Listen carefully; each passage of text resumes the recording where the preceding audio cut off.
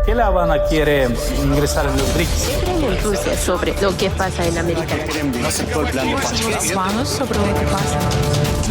De Moscú a La Habana, tan parecidos como peculiares. Una coproducción de Cuba Debate y Sputnik que te acerca de primera mano la perspectiva cubana, rusa y multipolar sobre lo que pasa en el mundo. Sean todos bienvenidos nuevamente a nuestro podcast de Moscú a La Habana, una colaboración entre Cuba Debate y Sputnik para acercarnos a los temas que están en agenda en los medios de prensa. Mi nombre es Claudia Fonseca, les saludo desde La Habana y hoy desde Moscú, Oleg Leonov Armas. Un saludo, Claudia, un saludo a todos nuestros espectadores y como siempre digo, aquí estamos desde Moscú, desde la capital rusa, dispuestos y presentes para analizar todos los temas de la agenda internacional, de la que sea de su interés, desde una perspectiva de cómo se ven desde Rusia en general. Hoy estamos acá en Rusia, estamos feriados porque mañana es el Día de la Unidad Nacional y es un día feriado, entonces acá en Moscú, en Rusia en general, nos toca feriado lunes y martes. Pero bueno, yo aquí siempre dispuesto a contactarme con ustedes para grabar este podcast y para que nuestros espectadores no se pierdan de lo que nosotros hablamos aquí semanalmente. Yo te lo agradezco. Hoy estaremos hablando de dos temas fundamentalmente. Uno, el encuentro entre los presidentes de Estados Unidos y China en Busan, en Corea del Sur, en el contexto de la cumbre del Foro Económico de Cooperación Asia-Pacífico, la APEC, y también sobre el anuncio que tanto ha sonado de las nuevas armas rusas. ¿Por qué en este contexto? ¿Y qué son estas armas? ¿Qué nos pudiera comentar sobre esto? Entonces hagamos una pausa y comenzamos. De Moscú a La Habana, entérate de primera mano sobre lo que verdaderamente opinan los rusos.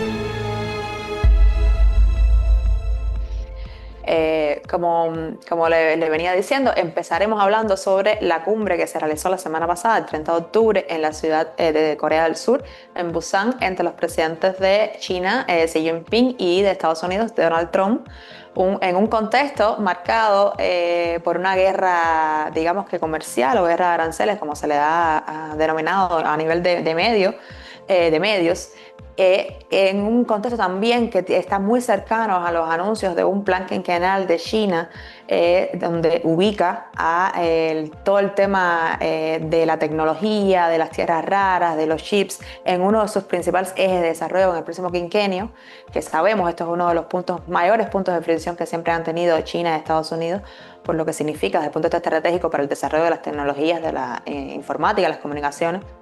Y también el contexto, por supuesto, geopolítico internacional que nos estamos desenvolviendo en estos tiempos. Estamos hablando de conflictos que están latentes, tanto en Gaza, entre Israel y Palestina, también el conflicto entre Ucrania y Rusia, y también este despliegue militar acá en la zona de América Latina, promovido por Estados Unidos, que todo esto determina o caracteriza este contexto geopolítico en el que se está desenvolviendo este encuentro, entre dos de las principales potencias del mundo, dos de los asientos permanentes del Consejo de Seguridad. Entonces yo quiero que me comentes desde Moscú cómo se vio este encuentro y qué se puede esperar. Uh-huh. Bueno, desde acá de Moscú vemos con bastante atención, ¿no?, lo que se estuvo tratando entre los dos mandatarios, entre el presidente chino Xi Jinping y el presidente estadounidense Donald Trump, porque todo esto caracteriza a un juego de tres que hoy día se tiene lugar en el mundo, ¿no?, en la geopolítica global. A mí me gusta el término en el siglo XIX y a inicios del XX, entre los geopolíticos, historiadores de hoy día, se utilizaba un término que era el gran juego, ¿no?, que en aquel momento abarcaba el gran juego entre las dos superpotencias del momento, que eran el Imperio Ruso y el Imperio Británico, que se estaban dividiendo lo que es Asia en general. Entonces había como una especie de guerra fría entre el Imperio Ruso en aquel momento y el Imperio Británico, que aunque no tenían conflictos directos, o eran escasos, eran pocos los conflictos, pero sí se dividían, movían fechas, ¿no?, por todo el continente euroasiático a ver quién ganaba más influencia en esa competición, ¿no?, de aquel momento. Hoy día estamos viendo un gran juego, pero al que también se le ha sumado China. Entonces ya son tres las superpotencias que hoy día se están de alguna manera u otra marcando los contornos, ¿no?, del futuro sistema global. Hay que tener en cuenta también en todo esto que, aunque son tres los jugadores principales, pero Rusia y China son aliados estratégicos y además de ser aliados estratégicos son miembros de los BRICS, miembros, yo diría, uno de los más importantes, ¿no?, de los que promueven más la agenda multipolar y tal. Como ya también hemos dicho aquí en este podcast, ¿no? Que en la propia China consideran a Rusia como una contraparte que defiende las espaldas de China ante el avance del bloque globalista, ¿no? Del bloque occidental promovido por estadounidenses desde Europa. Mientras que Rusia ve a China como su protección, ¿no? Como China le protege las espaldas a Rusia en el avance estadounidense en Asia. Entonces, como también he dicho en este podcast, ¿no? Los propios chinos lo llaman como que Rusia y China están de espaldas, ¿no? Cubriéndose unos a otros ante el avance estadounidense por las dos partes del continente. Esto es en términos generales, ¿no? Como lo vemos acá en Rusia. Ahora, en lo particular, referente al encuentro entre los dos presidentes, hemos visto que Donald Trump es como una ola contra un rompeolas, ¿no? Él intenta atacar China, intenta un poco intimidarla, ¿no? Con sanciones y con amenazas de incrementar el poderío militar estadounidense en Asia, pero China, tranquila, serena, con un corazón frío, como diríamos, ¿no? Primero, contrarresta todos esos ataques estadounidenses y segundo, contraataca con sus propios medios. Entonces estamos viendo que realmente detrás de este encuentro, las decisiones que se han declarado, ¿no? Como la reducción de los aranceles y tal, en realidad, si nos ponemos a ver, tienen más que ver con que Estados Unidos cede ante China que China cediendo ante Estados Unidos. Porque, por ejemplo, China, el tema de las tierras raras, como tú bien has dicho, China no ha cedido en absoluto en el tema de las tierras raras. China sigue imponiendo sus restricciones a la venta de ciertas tierras raras a Estados Unidos y al bloque occidental en general, respaldando esta decisión con que Estados Unidos se está metiendo en su región, se está promoviendo la independencia de Taiwán, por ejemplo, y a China eso no le gusta nada. ¿Y por qué este tema de las tierras raras es importante? Porque si bien en todo el mundo, ¿no? se sabe que hay muchos recursos naturales, Rusia también, ¿no? Es el país más grande del mundo y tiene también cierta cantidad de tierras raras. En Ucrania también hemos visto como Ucrania, el presidente Zelensky, le ha vendido, ¿no? Entre comillas, la ilusión a Trump de que ellos pueden extraer las tierras raras ucranianas. En América Latina también son muchos los países que tienen ciertas tierras raras, pero entre el 80 y el 90% del procesamiento, ¿no? De esas tierras raras se concentra en China. O sea, son las fábricas chinas las que en su mayoría procesan esas tierras raras, que tierras raras venían siendo ciertos minerales que son necesarios en todas las esferas de la alta tecnología, incluida la militar. Se ha dicho, se ha especulado, eso no se sabe con certeza porque es información confidencial, pero se ha especulado que, por ejemplo, los tanques Abrams o los famosos cazas de quinta generación estadounidense F-35, ¿no? Incluyen, ¿no? Las aleaciones químicas que incluyen en su producción, tienen toneladas de esas tierras raras, cada pieza, ¿no? Y China, siendo el mayor productor en fábricas, ¿no? No el mayor extractor, pero el mayor productor de estas tierras raras, juega un papel importante en toda la cadena de producción militar estadounidense. Y Trump lo sabe, y por eso es que viene toda esta presión de sanciones que utiliza Trump siempre. Pero aquí me gustaría también destacar que acá desde Rusia vemos el juego, ya nos hemos acostumbrado un poco del juego de Trump, ¿no? De sanciones, y vemos algunos patrones ya que se repiten una y otra vez. Él siempre a primera ataca al máximo, ¿no? Y dice, vamos a imponer sanciones del 500%, después cuando llega el momento, bueno, no son 500, vamos a poner 100%, pero después a la realidad, cuando llega el momento de la implementación de esas sanciones, al final siempre se retracta. O sea, él siempre pone como un plan máximo para discusión, para plantarlo en la mesa de discusión, un poco como que asustar e intimidar para que los otros países, ¿no? Su contraparte, cedan. Pero después a la larga, pues, si ve que no ceden, entonces empieza el proceso de negociación. Bueno, tú me das aquí, yo te doy acá, y se ve un poquito más igualitario, ¿no? Y hemos visto cómo en China aparentemente también lo saben, porque en China, a contrario de lo que pasó, por ejemplo, con la Unión Europea, no cedieron ante las presiones de Trump. China prácticamente no cedió en ninguno de los aspectos, en ninguno de los puntos que discutieron los presidentes y que están en la agenda de negociación entre los dos grandes gigantes hoy día. Y es al contrario, es Trump el que está un poco bajando, ¿no? Sus requisitos para tratar con China. Y así que tanto en Rusia nos hemos acostumbrado ya a ese modo de negociación, ¿no? Ese modus operandi que tiene Trump en la arena internacional, que es más digna, como ya también he dicho aquí varias veces, más digna de un comerciante que de un político, ¿no? Geopolítico internacional en todo derecho. Y en China también lo saben, y en China también han respondido, no ceden ante las presiones de Trump y al contrario ponen sus contramedidas que sí golpean bastante a Estados Unidos. Sí, sí, la prensa lo estaba tratando de pintar como que había sido un gran triunfo diplomático para Donald Trump, cuando realmente si te pones a analizar cada uno de los acuerdos que se tomaron, te das cuenta de que realmente no es así. O sea, Claro. ¿qué fue lo más relevante? Que quizás China diga, sí, bueno, te voy a vender toda la soya, que hasta ahora mismo te estaba diciendo que no te la iba a vender porque me ibas a poner sanciones. Perfecto, te Y lo ahora vendo, pero como que ya también te voy la a vendí, o adquirir sea, un beneficio económico por eso. claro, claro.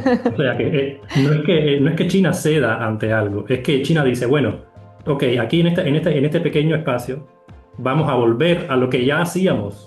O sea, no es que China Exacto, esté volver al cediendo. mismo punto. Sí, claro, estamos en ciertos puntos China retrocede al mismo punto en el que siempre estaban, pero en los puntos importantes sí que no cede en ninguna parte. Así Y, es. y es más o menos también lo que estamos viendo con Rusia, por ejemplo, ¿no? Con todas estas negociaciones entre Moscú y Washington. Que sí, bueno, Rusia dice, bueno, estamos dispuestos a ceder acá, ceder aquí, pero en lo más importante para Rusia, que es el de la atención, ¿no? De la expansión de la OTAN hacia las fronteras rusas, Rusia en eso no cede para nada.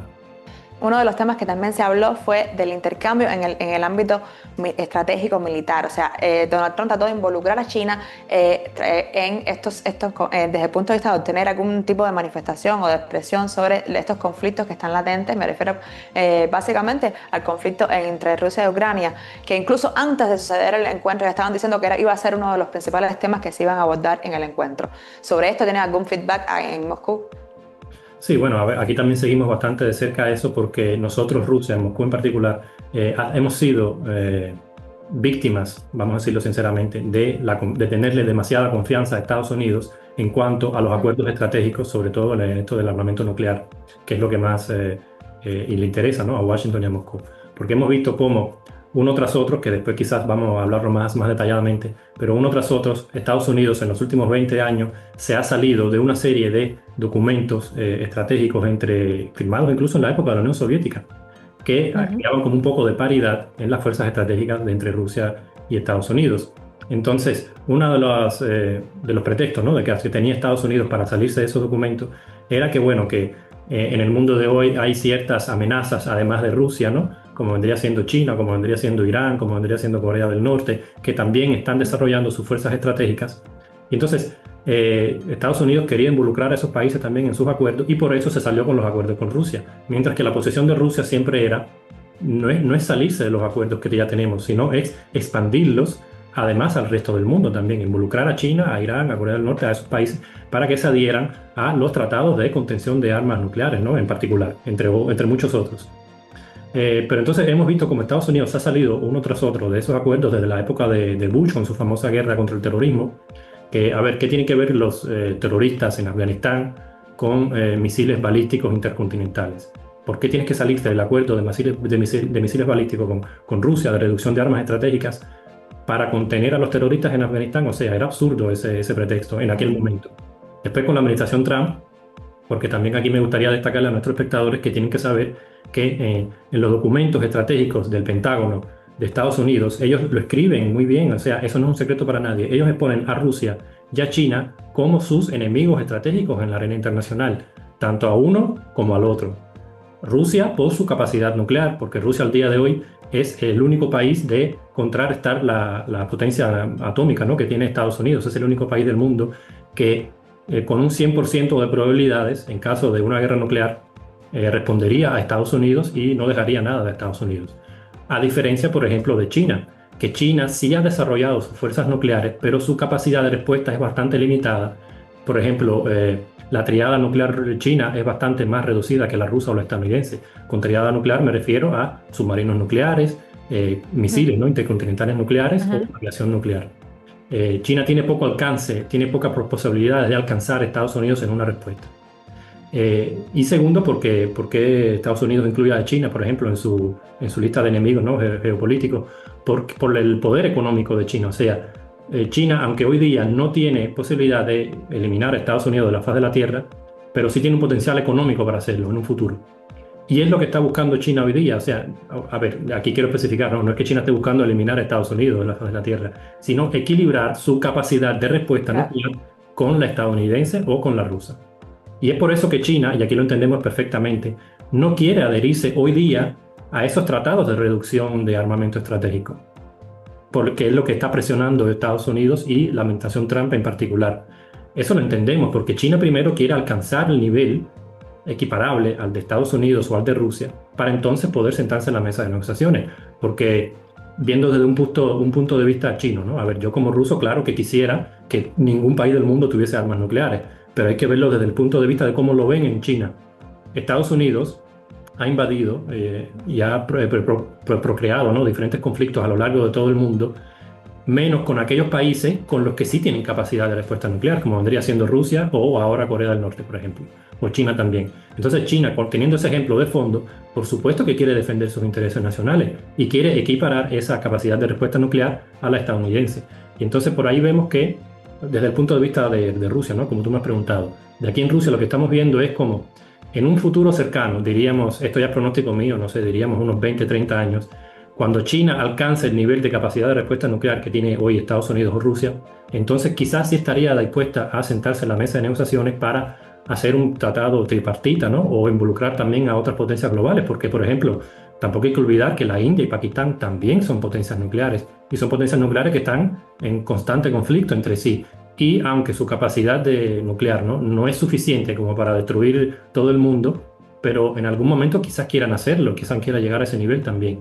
Entonces tendríamos que involucrar a todos los países en esos acuerdos. Uno de los impedimentos que vemos que para promover esos acuerdos en un futuro es la negativa de Estados Unidos de seguir promoviendo, ¿no?, el tratado que tenía con la Rusia en su época, que era el Tratado de la Reducción y Limitación de Armas Ofensivas Estratégicas, llamado START 3. Es un tratado en el que tanto Rusia como Estados Unidos se declaraban que iban a reducir su cantidad de ojivas nucleares puestas en servicio. Aquí hay que hacer un pequeño repaso, porque tanto Estados Unidos como Rusia tienen miles de misiles nucleares, ¿no? Se estima que entre unos 8.000 cada parte, aproximadamente. La cifra exacta siempre varía dependiendo de quién cuenta. Pero no todos esos misiles están puestos en servicio. O sea, la mayoría de esos misiles están en almacenes almacenados. Los misiles que están puestos en servicio son bastante reducidos. Entonces Estados Unidos y Rusia habían limitado esa cantidad de misiles puestas en servicio, como que para limitar un poco la capacidad de respuesta en caso de un conflicto, de respuesta inmediata, ¿no?, quisiera decir. Por supuesto que los misiles que están almacenados, en caso de que Dios no quiera de un conflicto global, se van a sacar de esos almacenes y se van a poner en servicio también. Pero los que están puestos en servicio están bastante reducidos. Y entonces hemos visto como en los últimos años, sobre todo la administración Trump, se ha salido de una serie de tratados de contención nuclear. Y Rusia ve eso y también entonces empieza a promover la producción de sus propias nuevas armas nucleares, que es lo que veremos en la próxima parte del programa también. Y China, pero los chinos tampoco son ciegos, ellos ven que Estados Unidos ha salido de esos tratados. ¿Y qué mensaje le manda eso a Pekín? Pues que hay que seguir desarrollando sus fuerzas nucleares también. O sea, si Estados Unidos realmente quiere sentar a China en la mesa de negociaciones para contener sus fuerzas nucleares, tiene que mostrar con su propio ejemplo, con las relaciones con Rusia, de que están dispuestos a hacerlo. Otro de los elementos que también se manejó, ¿no?, a nivel de prensa es esta diferencia que existe entre este mundo unipolar que defiende Estados Unidos, que trata una vez más de rescatar cuando todo el mundo ya sabe, reconoce incluso que este poderío hegemónico ha ido en decrecimiento, ¿no?, en descenso, y que son estos intentos, estos intentos a veces hasta torpes, ¿no?, desde la administración Donald Trump, de ir retomando esos lugares o esos lugares de poder, que me refiero, ¿no? Ir recuperando ese poder, esos poderes donde ya se pensaba que lo tenía y que ya no lo tenía y que ya no lo tiene porque otras potencias del mundo, otros países del mundo se han ido como haciendo esa zona. Me refiero específicamente, por ejemplo, en la influencia china en América Latina, que es uno de los elementos que también se estuvo manejando en estos encuentros. Yo quisiera que me des tu óptica, ¿no?, de estos elementos. Acá, bueno, sí, también vemos en Moscú con bastante interés esta dicotomía, ¿no?, que tiene entre Pekín y Washington en referente al desarrollo económico. Zonas de influencia, me refiero. Sí. Pero bueno, a mí no me gusta poner zona de influencia, decir eso, porque sería como que, sobre todo tratando en referente a un mundo multipolar, porque no es que el mundo multipolar tenga zona de influencias, no es que el mundo multipolar se divide el mundo, es que todos, entre todos, promovemos un mundo para armarlo entre todos. O sea, la mentalidad un poco difiere, ¿no?, de esa mentalidad que tiene Estados Unidos justamente de tener controladas zonas de influencia, o de aquella mentalidad de la Guerra Fría, ¿no?, que tenía Estados Unidos y la URSS, que sí se dividía en el mundo por zonas de influencia. La mentalidad del mundo multipolar es contrario a eso. O sea, todo el mundo es de todos y todos trabajamos con una sola intención. Y no solamente en América Latina, también lo vemos en África hoy día y en Europa también. Hoy día, para la mayoría de los países, ¿no? De todos los continentes, la mayor contraparte económica viene siendo China. Todo lo que las potencias coloniales nunca hicieron en África, construir carreteras, construir puertos, construir universidades, construir infraestructura, plantas energéticas, todo eso lo está haciendo China hoy día. Y todo lo que no pudo hacer, por ejemplo, Francia, ¿no? En la zona del Sahel, que es ayudar a los países de la zona del Sahel a contrarrestar el terrorismo, el extremismo islámico, Francia no pudo hacerlo. Es lo que está haciendo ahora Rusia en África, con el famoso contingente africano, ¿no? Que tiene Rusia hoy día, y está ayudando a los países locales a estabilizar la situación. Acá en Rusia, también me gustaría compartir con nuestros espectadores, tenemos un dicho así popular, ¿no? Más o menos, que el mayor producto de exportación que puede brindar Rusia hoy al día es la estabilidad. Y es lo que el mundo realmente necesita. Porque para tú tener un desarrollo económico sostenible a largo plazo, como por ejemplo el que tuvo Estados Unidos, ¿no? Durante el siglo XIX y XX, tú necesitas estabilidad, que es lo que no ha tenido, por ejemplo, Oriente Medio, es lo que no ha tenido África, es lo que no ha tenido también América Latina, aunque no ha tenido muchos conflictos entre países, pero sí hubieron una serie de golpes de Estado que, bueno, ustedes sabrán, aquí no vamos a centrarnos mucho en eso, ¿no? Y es lo que sí tuvo Estados Unidos, sobre todo durante el siglo XX, que mientras Europa prácticamente se suicidaba, ¿no? En 2 guerras mundiales, Estados Unidos tuvo la estabilidad necesaria como para seguir adelante en su crecimiento económico. Y es lo que, por ejemplo, Rusia hoy quiere crear en su entorno, ¿no? Alrededor. Y quiere también que, por ejemplo, que en África suceda, o que en América Latina también suceda. Entonces, volviendo a tu pregunta, ¿no? Esto desde el punto de vista de cómo lo vemos los rusos.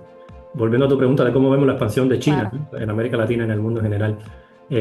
Vemos que su expansión es sobre todo económica. O sea, que mientras Rusia exporta estabilidad, China ayuda a las regiones diferentes a tener un crecimiento económico propio. Y es lo que le disgusta totalmente a Estados Unidos, porque Estados Unidos sigue con esa mentalidad de Guerra Fría, de que América Latina es su patio trasero y nadie puede meterse ahí. Y es lo que Estados Unidos no tolera, ¿no? Con su famosa doctrina Monroe, que decía que, bueno, que militarmente ningún país fuera del continente podía meterse ahí. Pero económicamente, bueno, China vemos que se está metiendo en el patio trasero, entre comillas, porque así es como lo ve Estados Unidos. Estados Unidos ve a la América Latina como su patio trasero, pero para China, América Latina no es el patio trasero. Es una contraparte más con la cual se puede negociar y que tiene, como también hemos dicho acá en este podcast muchas veces, tiene un enorme potencial de crecimiento. Potencialmente puede crecer mucho América Latina porque lo tiene todo. Es un espacio unificado de idioma, a diferencia de Europa, por ejemplo. Es un espacio unificado de mentalidades. Tiene todos los recursos necesarios para eso, pero requiere primero estabilidad y segundo inversiones en infraestructura, que es lo que a Estados Unidos no le conviene. Y que es lo que precisamente promueve China con este proyecto de la Franja y la Ruta, con esta política de la comunidad del futuro compartido, todas estas ideas que se promueven desde el gobierno chino, que van por ese camino que tú bien estabas mencionando, ese camino de la multipolaridad. Entonces, hagamos una pausa aquí y volvamos en un segundo tema. Con curiosidad, de Moscú a La Habana, rompiendo los clichés de la propaganda globalista. En este segundo fragmento de nuestro podcast de Moscú a La Habana estaremos hablando sobre las nuevas armas rusas que han dado mucho de qué hablar, sobre todo en prensa, sobre por qué en este momento lanzar nuevas armas.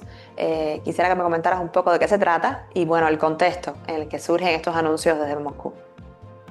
Bueno, para entender, primero que todo, me gustaría enumerar, ¿no?, de qué armas se tratan. Se tratan de un aparato submarino Poseidón, que le pusieron ese nombre, y vendría siendo algo así como un torpedo con capacidad nuclear, que no es del todo un torpedo. Yo he visto, por ejemplo, como en la prensa occidental, sobre todo, le ponen al Poseidón como torpedo o super torpedo ruso.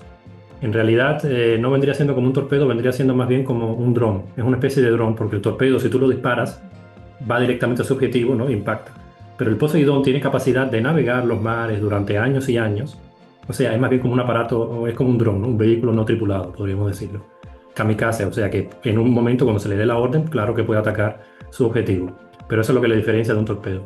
También estamos hablando de un misil también nuclear, un misil con propulsión nuclear, el Burevestnik, que vendría siendo también como un dron. O sea, no es tanto un misil, es también un dron que tiene la capacidad de sobrevolar durante largos periodos de tiempo diferentes espacios, ¿no?, del planeta, y en un momento dado cuando se le dé la orden, a atacar su objetivo de una forma muy maniobrable, porque vendría siendo como un avión realmente, no tripulado también, y por eso es prácticamente inalcanzable para los sistemas antiaéreos que hoy día dispone Estados Unidos, por ejemplo.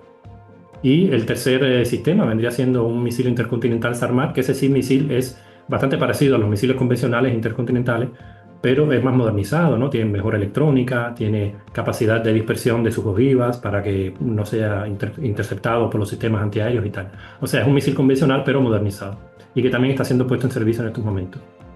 Pero para entender por qué el momento, la parte de tu pregunta de que por qué ahora Rusia anuncia anuncia las pruebas, ¿no?, de estos sistemas. En realidad, el anuncio de estos nuevos sistemas se hizo en el 2018, cuando Vladimir Putin, en su mensaje anual ante la Asamblea Popular de Rusia, anunció, ¿no?, que Rusia estaba dispuesta a crear estos sistemas y ponerlos en servicio. Pero para entender un poco por qué en este momento, hay que hacer un repaso histórico, porque para entender cómo llegamos a esto, hay que entender que todo se ve en dinámica, ¿no? Que no es que Rusia o Putin de repente se despertó y dijo, ¿y por qué no hacemos un par de misiles con propulsión nuclear que nadie tiene para destruir Estados Unidos? No, eso claro que no es así. Eso es el final, o al menos el último capítulo, no el último por ser el último, ¿no?, sino el más reciente, de una serie de capítulos que se han venido sucediendo uno tras otros en los últimos 20 años, como ya te anuncié en la primera parte del programa. Hemos visto cómo desde la llegada de la administración Bush en su época y del anuncio de su famosa guerra contra el terrorismo, Estados Unidos se ha venido saliendo de los tratados de contención nuclear que tenía con Rusia particularmente. Y Moscú siempre ha advertido de que esto, tarde o temprano, va a llevar a una nueva carrera armamentística en la que Rusia, no es que en Moscú entendemos perfectamente que económicamente y militarmente nosotros no podemos contrarrestar a todo el bloque occidental y toda la OTAN. Eso no es un secreto para nadie. Y Putin lo sabe, y Putin mismo lo ha declarado con su propia boca. O sea, nosotros tenemos claro que el poderío militar estadounidense es mayor que el ruso, y el de toda la OTAN contra Rusia ni hablar. Por eso, si Estados Unidos se va saliendo de estos tratados de contención, Rusia se va a ver obligada, se va a ver forzada a desarrollar sistemas de armas tales que Estados Unidos no pueda contrarrestar nada contra ellos, para tener la capacidad de disuasión, una capacidad de respuesta en caso de que Estados Unidos o la OTAN decidan entrar en un conflicto directo con Rusia y la independencia de Rusia, la existencia misma de Rusia se ve amenazada. Y esto lo ha dicho Putin una y otra vez, reiterada veces, desde el famoso discurso en Múnich, cuando en 2007 en Alemania expuso que si sigue la situación así como está hoy día, la expansión de la OTAN hacia la frontera rusa y la militarización de Europa, y si Estados Unidos se sigue saliendo de los tratados de contención nuclear, Rusia no es que quiera, pero Rusia se va a ver forzada a desarrollar estos sistemas de armas para tener una capacidad de respuesta. Y aquí voy a enumerar solamente algunos de los tratados de lo que se ha salido de Estados Unidos en los últimos 20 años. Son varios, son muchos, pero son 4 de entre los más importantes. El Tratado sobre Misiles Antibalísticos. Este tratado fue firmado en 1972. Hemos hablado aquí sobre ese tratado puntualmente, en breve, hemos hablado en uno de los podcasts anteriores, cuando dijimos de que los tratados entre potencias nucleares no se refieren solamente a la capacidad de ataque, sino también a la capacidad de defensa. Porque si una potencia nuclear se defiende demasiado ante un posible ataque nuclear, se va a sentir como que libre, ¿no? Como que se le van a soltar las manos, van a decir, bueno, estoy lo suficientemente defendido de un ataque exterior, por eso yo puedo atacar primero y a mí no me va a pasar nada.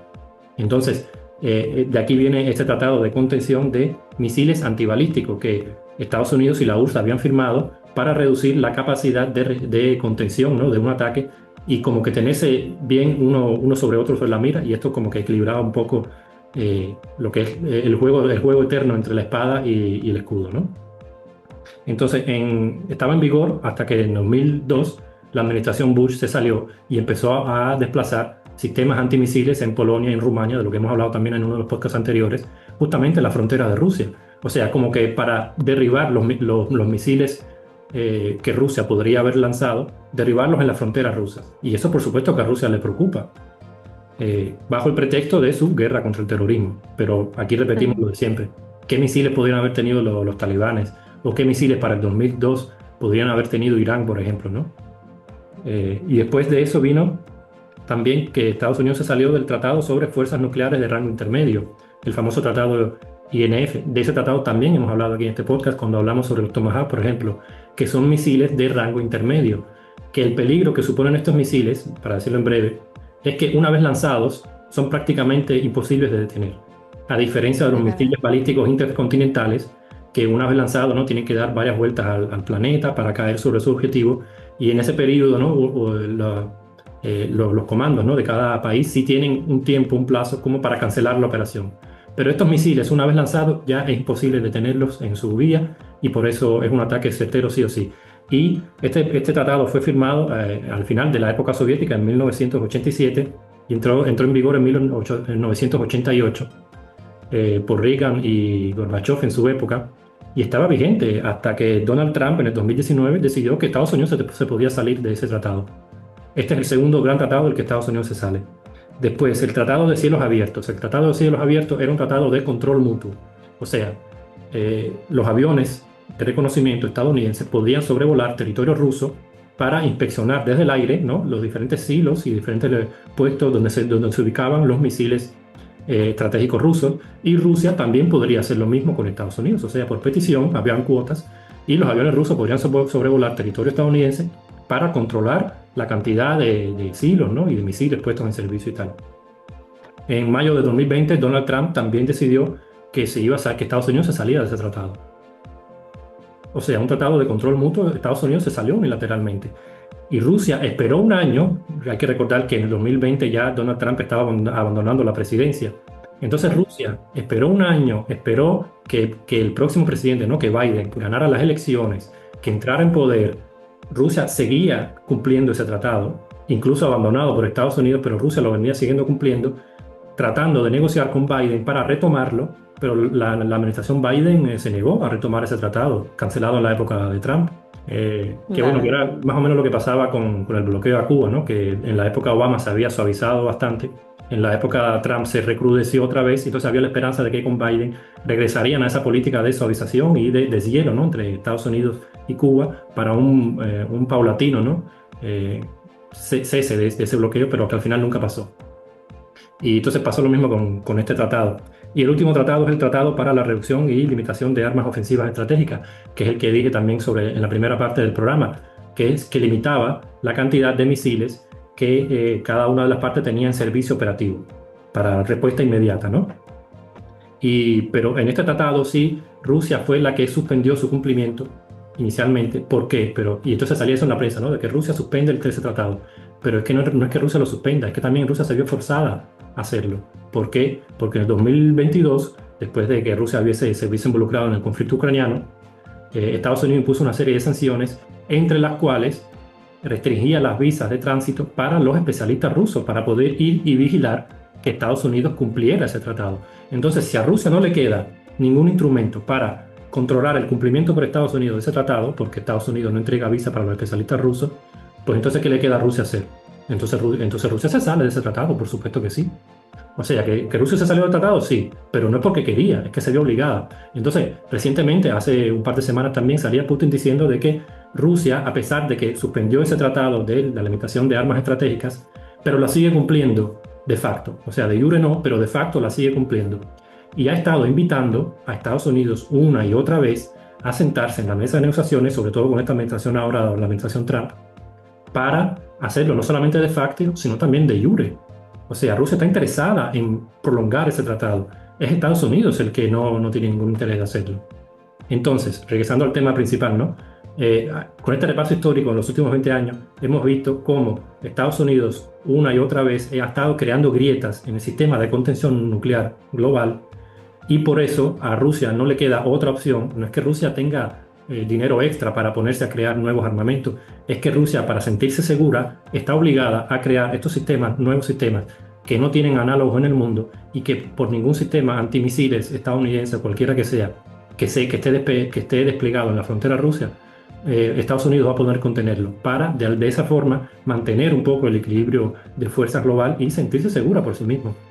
En términos simples también, porque a mí siempre me gusta poner ejemplos simples, ¿no?, para humanos, en a nivel cotidiano.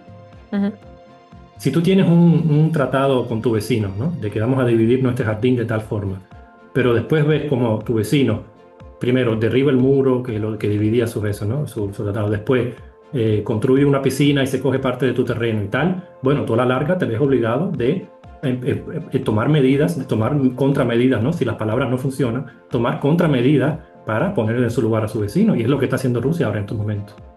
Sin embargo, lo que se está promoviendo a nivel de medios es que estos anuncios de ensayos nucleares que está haciendo el presidente Donald Trump tiene que ver como una respuesta, porque él dice, si China aprueba su armamento nuclear, si Rusia aprueba su armamento nuclear, yo también tengo todo el derecho de aprobarlo.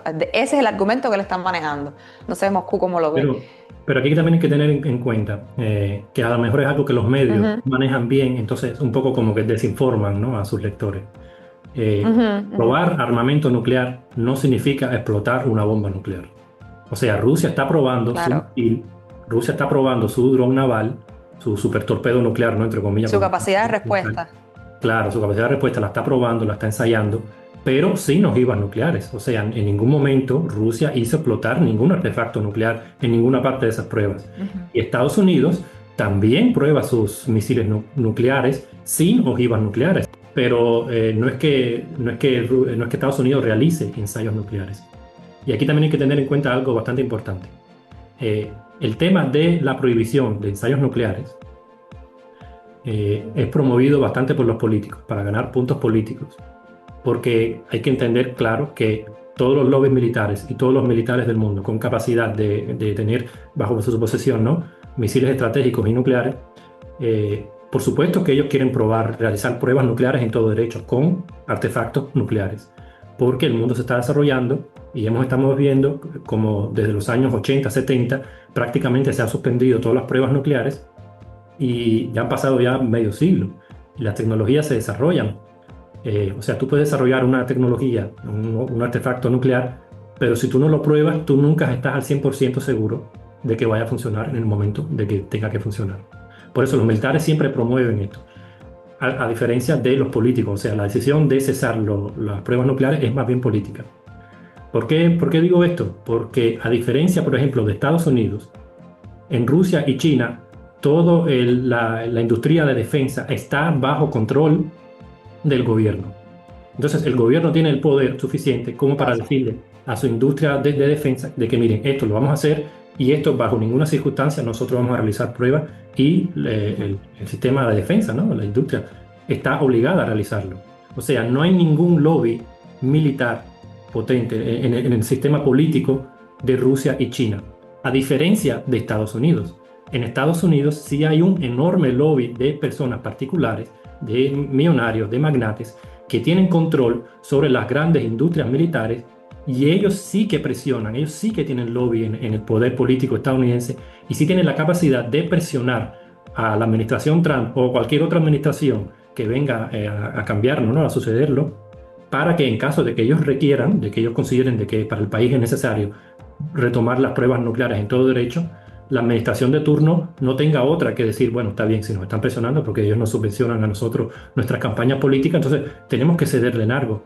Entonces, si de repente en el mundo, esto es predicción mía particular, ¿no?, y también es un temor bastante que tienen en Rusia, si de repente en el mundo se retomarían las pruebas nucleares, sería sobre todo entre esas tres potencias, ¿no?, entre Rusia, China y Estados Unidos. Sería en Estados Unidos. Y en Rusia ya lo han dicho, ya lo han advertido también, y yo creo que en Washington lo han escuchado, de que si en algún momento Estados Unidos retoma las pruebas nucleares y hace explotar artefactos nucleares en su territorio, Rusia va a hacer lo mismo. Rusia no se va a quedar atrás, pero solo en caso de que Estados Unidos lo haga. Hemos estado viendo como, por ejemplo, en los últimos años, Corea del Norte sí que ha realizado pruebas subterráneas, ¿no?, que son las pruebas subterráneas como de menor riesgo, ¿no?, pero aunque también contaminan, porque pueden contaminar las aguas subterráneas y tal. O sea, es peligroso, pero no es que Corea del Norte quiera hacerlo por placer. Hay que tener en cuenta que las bombas nucleares es una inversión millonaria para cualquier país. Es que Corea del Norte se siente amenazada ante la constante presión de Estados Unidos con sus despliegues en Japón y Corea del Sur. Entonces, viendo el panorama mundial, al gobierno norcoreano no le quedó de otra que, bueno, que ponerse a desarrollar esas armas nucleares. O sea que otra vez más, si vemos la situación en dinámica, si vemos, ¿no?, las noticias y las leemos no en estática, ¿no?, de que Rusia realiza pruebas nucleares o Estados Unidos amenaza con retomar pruebas nucleares o Corea del Norte realiza pruebas nucleares. Pero si vemos esas noticias en dinámica, si vemos qué fue lo que conllevó a estar donde estamos ahora, detrás de eso siempre está Estados Unidos con su intención hegemónica de imponer su voluntad a otros países del mundo, pero los otros países del mundo no quieren hacerlo, no quieren seguir las matrices de Estados Unidos, y la única forma que tienen para defender su soberanía hoy en día, lamentablemente lo decimos acá de Moscú, es desarrollar sus fuerzas nucleares. Así es. Esperemos que no tengamos que llegar a ese punto en que se tengan que poner en práctica utilizar estas armas. Pero sí, esa capacidad que tiene Estados Unidos de mantener en tensión al mundo la conocemos muy bien acá en Cuba. Conocemos también muy bien en América Latina esa capacidad de fabricar conflictos, fabricar pretextos para iniciar conflictos. Pero bueno, será un tema sobre el que seguramente volveremos acá en De Moscú a La Habana. Por hoy ha sido todo. Mi nombre es Claudia Fonseca y me despido. Y como siempre hago, los invito a que nuestros seguidores nos sigan en los perfiles en redes sociales y nos dejen los comentarios sobre los temas, sobre lo que hemos hablado acá en el programa y sobre temas que quizás sean de interés para ustedes abordar en próximos episodios. Saludos. De Moscú a La Habana, tan parecidos como peculiares. Una coproducción de Cuba Debate y Sputnik para que tengas una perspectiva más amplia de las noticias que llegan desde todo el planeta.